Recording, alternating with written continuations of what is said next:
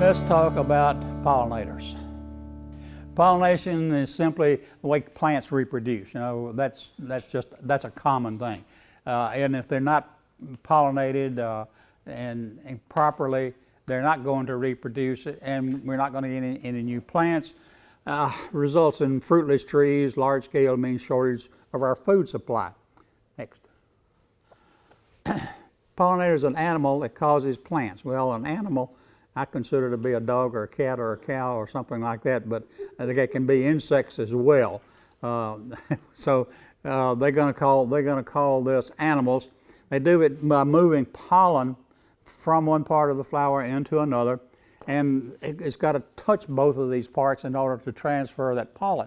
And they get their food from the flower, and most people don't understand that bees and most of these pollinators are not there for the pollen. They're there for the nectar within that plant.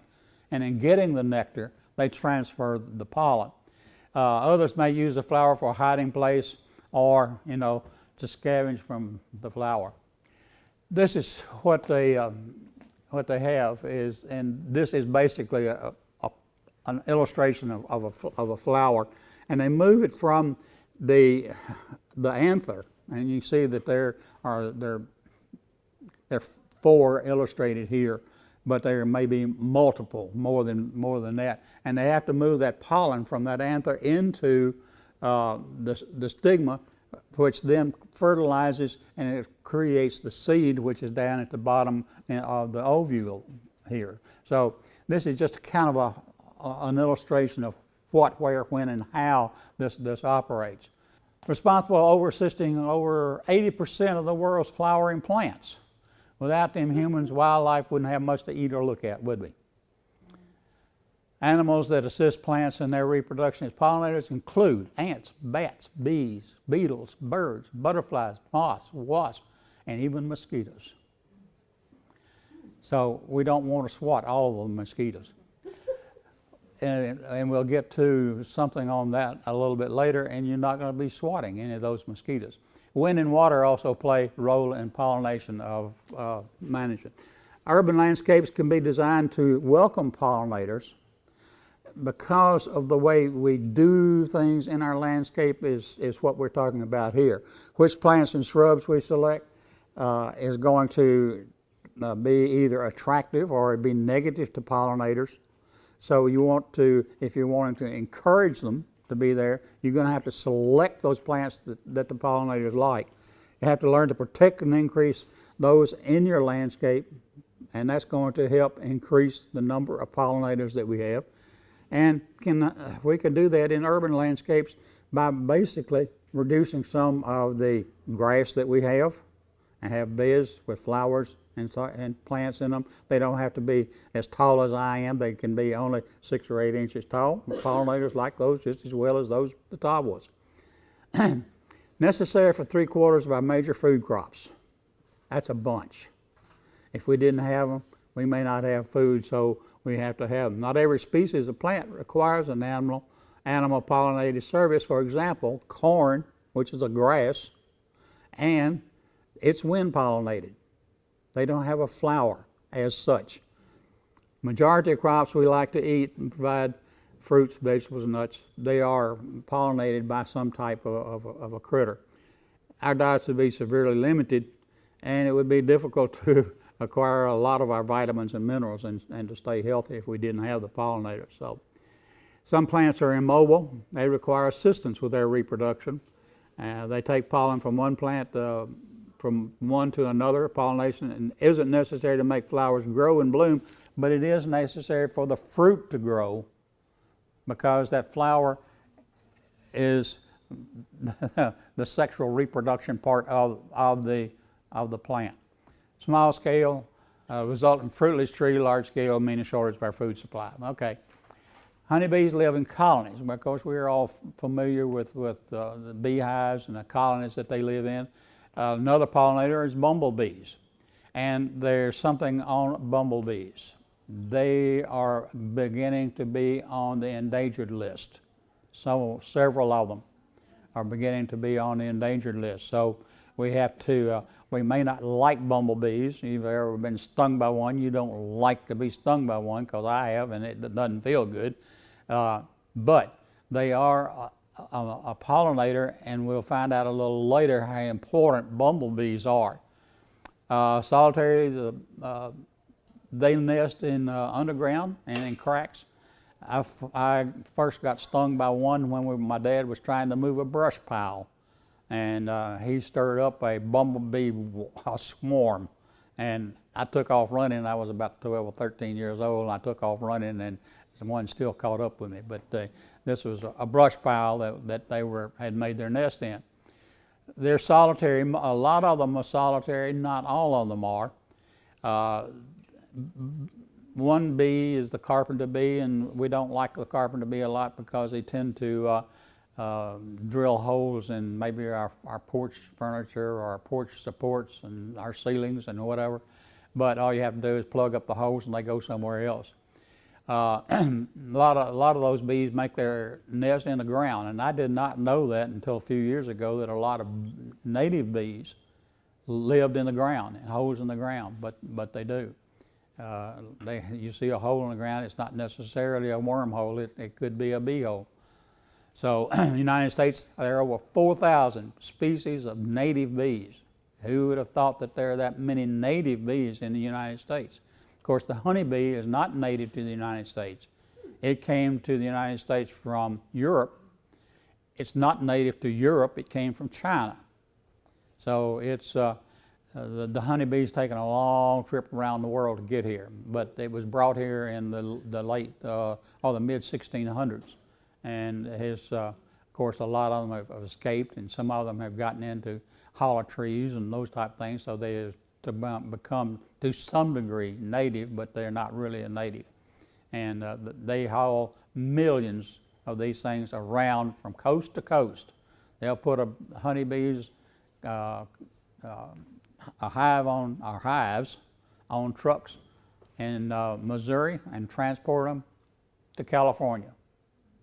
And the reason why they take so many in California is because of almonds. That is a big, big deal with almonds. They have to be pollinated, and they have to be pollinated by honeybees.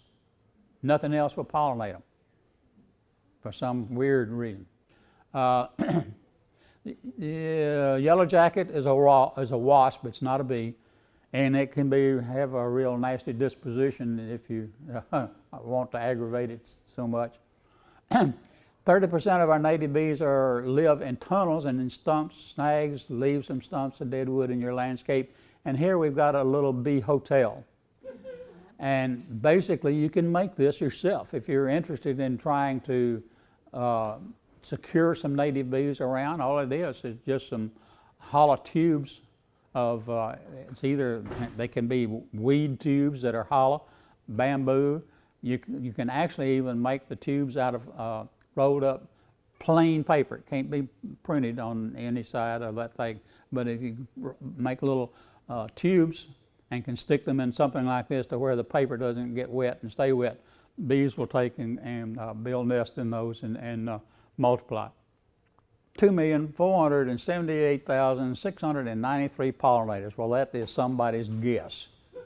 That's worldwide. That's a number that I saw out there, but that's probably plus or minus at least 500,000, at least by that many. They're mainly insects, primarily bees, birds, bats, few other animals. Transfer pollen between the male and the female parts, and we say more or less accidentally because actually they're looking for food, and they do move the pollen accidentally. It's not, they don't go there intentionally to move the pollen. It's something that happens as they are looking for food. Determine the worldwide economic value of pollination insect in the United States is $235 billion, 577 billion internationally. I think those numbers are low. I'm not an expert by any stretch of the imagination, but to me, those numbers seem to be low. They may be accurate, but to me, I would think that they would internationally $577 billion in food products and products like that. Internationally, I think is low. I'm thinking it at least half. I think it would be at least $1 trillion. But anyway, that's my off-the-cuff, off-the-shoulder product. Birds, bats, bees, butterflies, beetles, bringing a lot of, 1 out of every 3 bites of food that we take is because of pollinators. If we lose pollinators, and we're losing pollinators, believe it or not, we're losing them. They also sustain our ecosystem and produce our natural resources by helping plants reproduce. We're losing a lot of pollinators. I told you that there are 2 or 3 of the species of bumblebees are on the endangered list. Honeybees, actually, the numbers of them is roughly half of what it was 10 or 15 years ago. And it's not because of pollination, it's because of disease that was brought in. It's a microscopic mite that came in. I'm not sure if I think one came in from Europe, one came in from Asia. But they have gotten in and they're killing off the bees. There seems to have been a little bit of improvement. They're not losing quite as many as they were, and I think they're beginning to pick up a little bit. So maybe we're beginning to learn how to save our honeybees. Habitat loss, degradation, fragmentation, loss to agriculture. You know, back before the white people came to the New World, there were big fields of nothing but natural flowers and grasses and whatever. And now agriculture and lawns and yards and subdivisions and cities have taken out all of those natural places. So we need to do a little bit about trying to help these pollinators exist and to live. Non-native species diseases, like I just talked about on the honeybee, includes pesticides. We use a lot of pesticides, and there's one, and I think there's one that would be a cure to the problem on the crepe myrtle, that bark scale. Is a drench that you put around the base of the tree. It's absorbed by the roots and goes up into the plant, and when the bug bites, or the critter or whatever it is, it gets a hold of that bites into the bark of that plant. It's an insecticide. It dies. Only problem is that it also goes up into the flowering part. It gets into the flower. The bees come along, or the pollinators come along, they die. So if you're going to use that, if you happen to be a situation where you're going to have to use it, be very careful about it and don't overdo it. Have a friend who loves to get out and work in his yard, and he loves to use Roundup. And I saw him out one day, though, this had been 5 or 10 years ago, and he was out doing Roundup, and I asked him how he was mixing, and he says, "Oh, I use about 1/2 cup per gallon, and mix it up and spray." Well, 3 ounces per gallon will do all he wanted to do. Well, he was using 1/2 cup, so he was overdoing. Well, we need to learn to read labels on the insecticides and the pollinator, the chemicals that we use in our yard, and don't overdo it. If we don't overdo it, we're going to be doing fine. It's because, you know, I mix up a little spray bottle of Roundup, and I see a weed, and I go squirt, and I use 2 tablespoons in 1/2 gallon of water, and it works. You don't have to put 1/2 gallon of it in there and use it straight. No. So just be careful. Plants brought here from other places, pesticides, air pollution. That's a problem. Most dramatic example comes from the apple and pear orchards of southwest China. Wild bees have been eradicated by the excessive use of pesticides.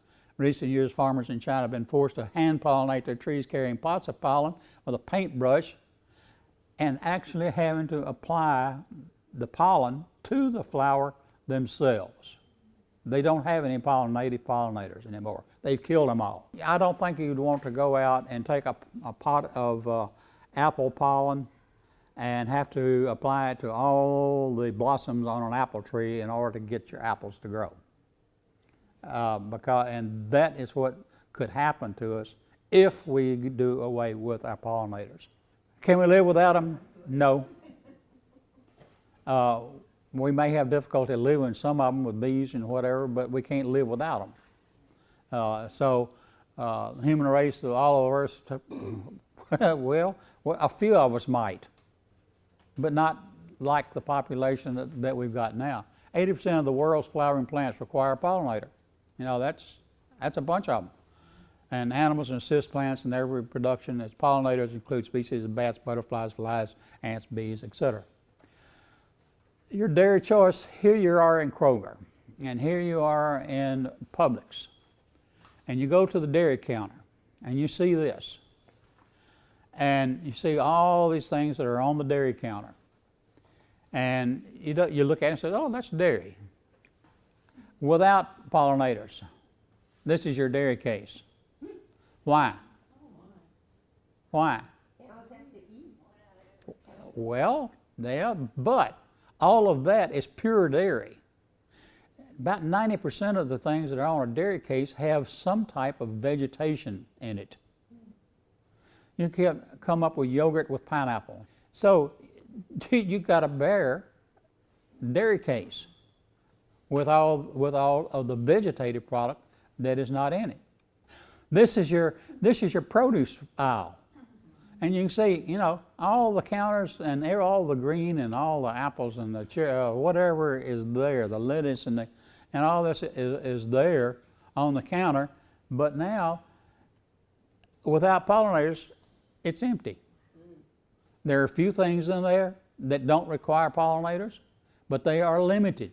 Without pollinators, it's 2/3 of the things that's in the produce counter are gone. Maybe 3/4. So we have to have them. And I put these four pictures in here just to illustrate, you know, what we do. And it's not just not just here, but it's in the dairy counter as well. And it's in other places. You go down through the canned vegetable aisle in Kroger, there's not going to be a can on it on the shelf. Tomatoes, beans, all those require a pollinator. So we have to be careful about our pollinators. Need help?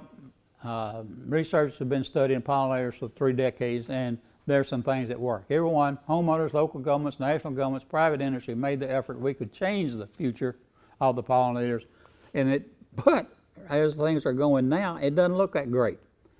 They're being slightly weakened and killed off by pesticides. They're losing their natural habitat. Losing their natural habitat because Joe Jones out here building, and he's going to put in a subdivision, and he takes all this natural vegetation away. How many apartment buildings have been built and locations have been built in Murfreesboro in the last 15 years? It's unreal. Unreal, totally. Go down where there used to be fields on both sides of the road, and it's all apartments. And it's not just 1 story, it's 2 and 3 stories. Not only that, but new shopping centers. You know, all of these are taking away a lot of the native plants that a lot of our pollinators have depended on for decades. Not just the honeybee, but all of our native bees and insects. So anyway, it can't be underestimated. I'm trying to emphasize that point anyway. The bees, and you can tell by the bee, you can see all the pollen, and he's there mainly not to collect pollen, but he's there to collect some nectar from that plant. He's hungry, so he's going there to sip up on some nectar, and what happens? He gets covered up by those little hairs on his body by the pollen, and what he's going to do is brush up against those parts of the reproductive part of the flower, and get them that plant to produce a seed of some type or something of that nature. They do feed a little bit of pollen to their young, but not that much. What a bee sees in a flower, we don't see, and what we see, they don't see. This is one down here on the left is what we would see. They see it as something else. What we see over there on the right-hand part, that is the nucleus of that flower. To a bee is about 4 times what we see. It's totally different than what we see. You don't think of a beetle like this as being a pollinator. They're going to be visiting that thing, and again, what they are doing is they are walking across, they're picking up pollen on their body, and they're transferring it. Example, flowers, apple, they work on these like the flower, the apple, plum, and other members of the rose family. And who would think that an apple is a member of the rose family? But it is. But they like to work on those 3 or 4 different plants, so they are important to those plants. Whereas a butterfly may not be interested in an apple tree. Matter of fact, it may be a little too early for a butterfly. But this beetle is out there because these plants may bloom a little bit too early for a butterfly to be there. So other insects can become pollinators. Next. Hummingbirds, they love the deep throat trumpet type flower. And they got that long snoot that sticks down in there and picks up that. And according to the Forest Service, they are a key in the wildflower population. So we want to keep the hummingbirds around. Bats. Who would think bats would be pollinators? But they are. And if you really like chocolate, think a bat. Because they pollinate the plant that produces chocolate. Yes, they are having problems with disease. They're also having problems with where bats live.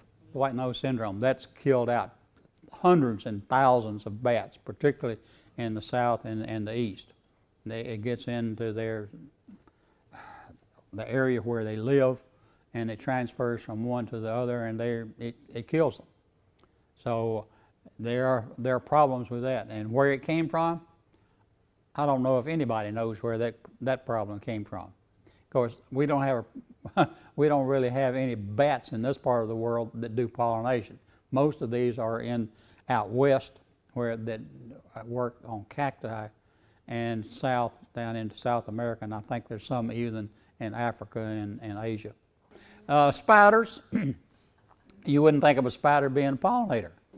Well, a spider gets up on that flower. He's looking for something to eat, so he crawls across the surface of that flower. He's carrying pollen with him, and he finally catches him a fly or some other insect that can be his lunch. So you don't think of spiders, you don't think of beetles of being as pollinators, but they can be. Fuzzyfoot bee. I just pulled this one out because it's a crazy name. But it is, they pollinate blueberries, and they actually work in the rain. They do the blueberries and apples, and they only work about 6 weeks in the spring, and they're mainly in the south where it's warm and wet. So it was something else. The carpenter bee, that's the Tennessee state flower, which is the passion flower. And again, it's crawling across the flower there. They visit flowers, pick up on nectar, and they pick up transfer pollen. And they depend on insect population for their life. But anyway, the monarch butterfly is really not necessarily a pollinator of food that we have, but it's something that we admire here, seeing in the summer and spring.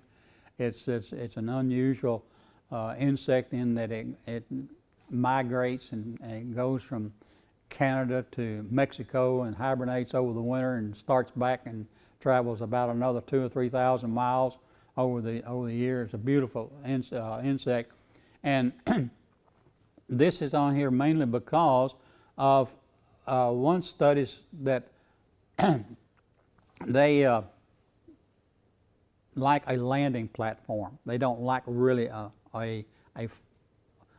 single blossom. They like kind of something like the picture that's here, Queen Anne's lace, which has a big, blossom.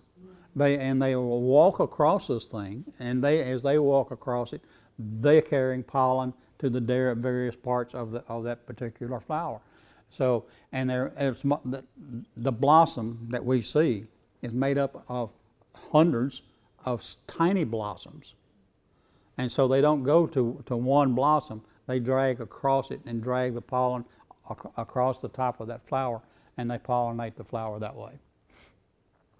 Hummingbird moth. Anybody seen one of these? It looks like a hummingbird. I have seen two in my lifetime. And it's a moth. It's not a bird. It's an insect.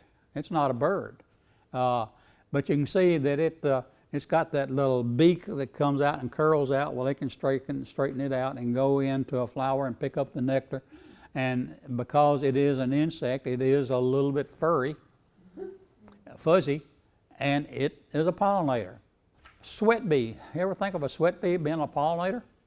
The only thing I've worried about a sweat bee is getting stung by those little devils, but they do. They visit flowers. They are pollinators as well. There are lots of them. They're small. You don't see that many of them, but they swarm over flowers, and they have a variety. They don't pick on any particular one flower. Okay, mosquitoes. Here we go. Female mosquitoes have to have blood in order to produce eggs. The male doesn't. So if you're getting bit by a mosquito, it's another female. So the male only goes and pollinates flowers because he's looking for nectar and a lady friend. The lady friend goes and looks for a little bit of nectar occasionally, and looking for a male. So mosquitoes are pollinators. I never thought of a mosquito being a pollinator before. Goldenrod using mosquitoes as well as insects for other pollination. Next. Wasp, they do some pollinating. Not a lot. They look a lot like bees. They're not a bee. They're a member of the same family, but they're wolves and they're dogs. They're a member of the same family, but they're different. So wasp and bees are kind of a member of the same Latin name family, but they are different. They don't pollinate as much. Yellow jackets are the same. They do pollinate. They eat caterpillars. They eat beetle larvae, which can be a problem. So they do help control some bad insects out there. So they can still be considered to be pollinators. Flies. Ever think of a fly as being a pollinator? No, not really. Flies have only one pair of wings. Bees have two on each side. That is a difference between a bee and a fly. Now these flies have worked themselves around to look like bees, so that a lot of other insects and critters won't bother them. But it's a fly, not a bee. It doesn't sting. So, but you can tell the difference between a bee and a fly because bees have two wings, flies have only one on each side. Bumblebees, we talked a little bit about bumblebees a while ago, that they're beginning to get a little bit scarce, and really we depend on bumblebees a lot more than you might think because they come out early. They may be out in February. Whereas honeybees, it will be warm weather. It'll be April or maybe even May before bees really start working very much. They're going to be some oddball bees that they get out a little bit early, but most of the bees, honeybees, it's going to have to be warm weather for them to be out. Honeybees, like the bumblebees, can be out in late February. They can operate in cooler weather. They will come out in, like I said, in February or March. They will be out until maybe the latter part of November. So they're out maybe 9 months, whereas a honeybee is out maybe only 6 or 7 months at the most. And if you'll take a look at a bumblebee, they're a lot fuzzier than honeybees are. And they carry more pollen than honeybees. So you can count on bumblebees as being an excellent pollinator. Soldier beetles, they are not really pollinators. They do pollinate because they're crawling across the top of the flower, and they're getting pollen on them and transferring it. But they're out there looking for, well, they like to eat cucumber beetles. They like to eat aphids and caterpillars and corn rootworms and other pests that we're out there trying to kill them. And this little critter is out there trying to find something to eat, and he crawls across the flower and is actually a pollinator. So a lot of the insects we don't think of as being pollinators become pollinators. Queen Anne, that's the one I was trying to think of. Here's an ant. We don't think of ants as being pollinators, but he is a nectar eater, believe it or not. And he's out looking for something to eat. He's crawling across the flower. And again, he's not into one of the big blossom type flowers. He likes the type of flower that's shown here, which is the Queen Anne's lace, that he can walk across. But in walking across it, he picks up pollen and carries it to the reproductive parts of that particular flower. They are inconspicuous. They like to live close to the stem and whatever. Even animals. Son of a gun, who would have ever thought of an animal being a pollinator? But large spotted guinea, he's down in Africa, and they're going after the nectar again of some of the large flowers that they have in Africa. So they caught this guy back in 2015. I mean, so they do contribute to pollination. Lizards, who'd ever thought of lizards? Lizards are out there. They're looking for things to eat. They crawl across the flower. They carry pollination. They carry pollen, and they actually then pollinate that particular flower they're crawling across, trying to find something to eat. We got another animal, and this is the biggest one. He's the black ruffed lemur. And it's again another one of those African animals that actually pollinates flowers. You don't think of animals as being pollinators, but they can be. Pollen can float on water. Some plants live in water. They have to multiply.